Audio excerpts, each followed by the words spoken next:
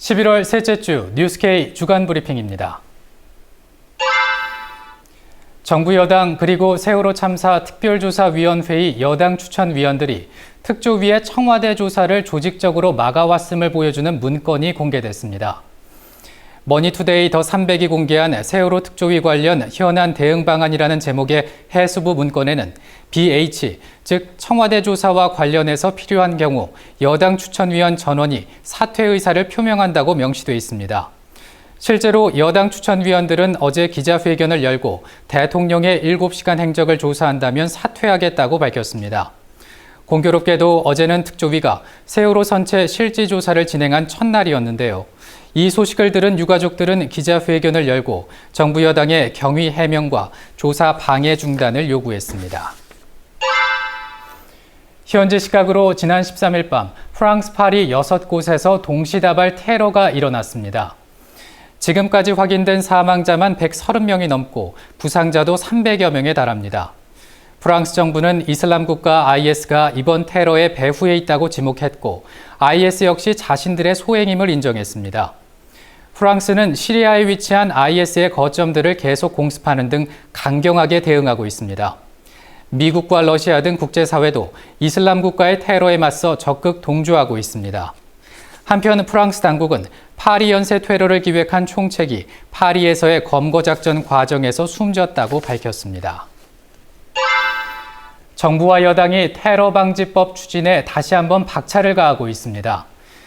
프랑스 파리에서 일어난 동시다발 테러 이후 조성된 반테러 공포 분위기를 활용해 테러 방지법을 밀어붙인다는 의심을 사고 있습니다.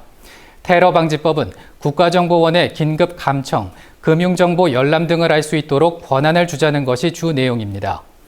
이 때문에 정부 여당이 테러 공포에 편승해서 역사교과서 국정화 강행 등으로 커진 사회적 반발을 억압하려는 것이 아니냐는 지적이 나오고 있습니다.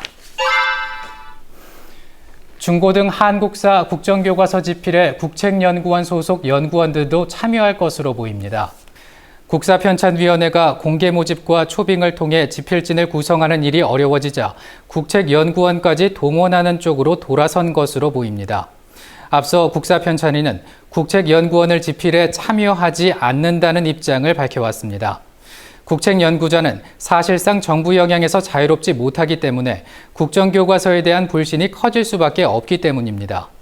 한편 국사편찬위원회는 다음 주 월요일 교육부 보도자료를 통해서 집필진 구성에 대해 밝힐 예정입니다. 부모님의 경제적 지위가 대물림된다는 이른바 수저계급론을 실증적으로 뒷받침하는 연구 결과가 나왔습니다. 김낙년 동국대 경제학과 교수가 한국인의 자산에서 증여와 상속이 차지하는 비중을 추산했는데요. 그 결과 전체 자산에서 상속 증여받은 재산이 차지하는 비중이 42%까지 상승했습니다. 1980년대 27% 수준에서 무려 15%나 상승한 결과입니다. 흑수저 계급에 속하는 청년이 아무리 노력을 해도 경제적 격차를 극복하는 일이 어려워지고 있다는 것을 실제 데이터를 통해 입증한 김낙년 교수는 부의 대물림과 불평등이 앞으로 더 심화될 것이라고 전망했습니다. 지방자치단체가 조례를 통해서 대형마트의 영업시간을 제한하고 의무 휴업일을 지정하는 것이 적법하다는 대법원의 판결이 나왔습니다. 지난 2012년 서울 동대문구청과 성동구청 등이 대형마트의 24시간 영업을 제한하고 의무 휴일을 지정했는데요. 여기에 반발해서 이마트와 홈플러스, 롯데마트 등 대형 유통업체들이 소송을 냈습니다. 앞서 상고심에서는 유통업체들이 승소를 했지만 대법원 전원합의체는 어제 건전한 유통질서 확립과 근로자의 건강권 보호 및 중소유통업과의 상생 등 규제로 달성하려는 공익은 중대하고 보호해야 할 필요성이 크다면서 원심 판결을 깨고 지자체의 손을 들어줬습니다. 퇴임을 나흘 앞둔 조대현 KBS 사장이 자사 비판글을 사내 게시판에 게시한 직원을 해고했습니다. 지난 7월 KBS 인천사업지사 직원 신모 씨는 강선규 보도본부장에게라는 제목의 글을 통해서 KBS 뉴스를 비판했는데요. 사측은 이 글을 삭제한 뒤 신 씨를 인사위원회에 회부했고 신 씨의 재심 청구에도 불구하고 해임을 확정했습니다. KBS 새 노조에 따르면 지난 1990년대 민주화 투쟁 이후 근무 태만이 아닌 이유로 직원을 해고한 사례는 이번이 처음입니다.